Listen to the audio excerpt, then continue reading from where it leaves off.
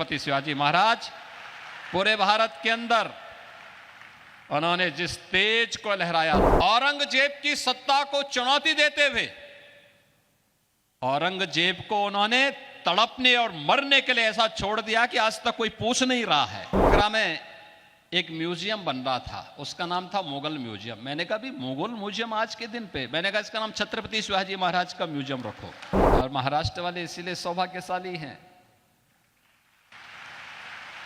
इन पूज्य संतों का आशीर्वाद आज तो आपको प्राप्त हो रहा है, सैकड़ों वर्षों से प्राप्त हो रहा है। और भक्ति से उपजी ये शक्ति ही दुश्मनों के दांत हमेशा खट्टा करती थी। समर्थ गुरु रामदास जी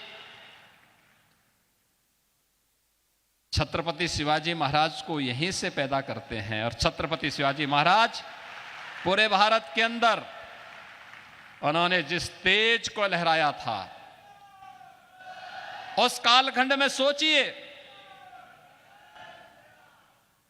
औरंगजेब की सत्ता को चुनौती देते हुए औरंगजेब को उन्होंने तड़पने और मरने के लिए ऐसा छोड़ दिया कि आज तक कोई पूछ नहीं रहा है।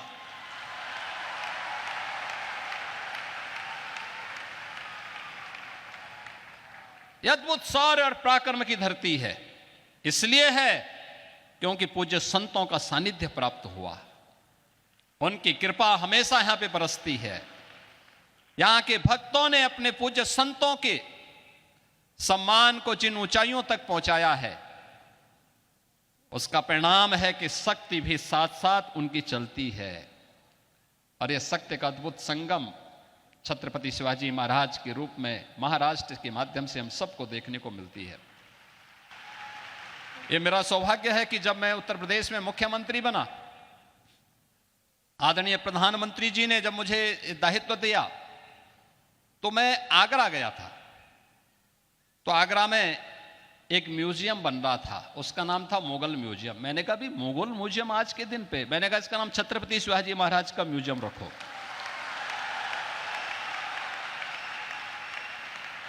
हमारा संबंध छत्रपति शिवाजी महाराज से है, हमारा संबंध मुगलों से नहीं है, और इसलिए छत्रपति शिवाजी महाराज के नाम पर जाना जाएगा ये म्यूजियम। और छत्रपति शिवाजी महाराज की स्मृतियों को वहां पर सजोने का कार्य पूरी भव्यता के साथ आज हम लोग उसको आगे बढ़ाने का काम कर रहे हैं। आदरणीय प्रधानमंत्री जी ने उत्तर प्रदेश में एक डिफेंस कॉरिडोर की घोषणा की। यह डिफेंस कॉरिडोर भी छत्रपति शिवाजी महाराज को ही समर्पित है। भारत की रक्षा सेनाएं आत्मनिर्भरता के लक्ष्य को प्राप्त होंगी, इस दिशा में कार्य भी वहां हो रहा है। तो यहां पे तो शक्तियां भी जुड़ रही हैं, और पूज्य संतों के माध्यम से भी भक्ति भी आपस में एक दूसरे का सानिध्य प्राप्त कर रही हैं। और इसी का परिणाम है, जब ये शक्ति मिलेगी, भक्ति और शक्ति का अद्भुत संगम होगा, तब 500 वर्षों की गुलामी की दास्ता से मुक्त होकर के अयोध्या में राम मंदिर का भव्य अद्भुत क्षण भी, वह अलौकिक क्षण भी हम सबको देखने को प्राप्त होता है।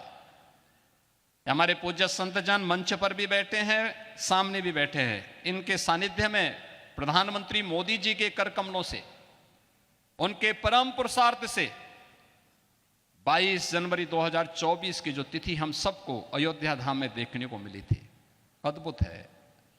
और ये नई अयोध्या, ये भव्य दिव्य और नव्य अयोध्या आप सबको भी अपनी ओर आमंत्रित कर रही है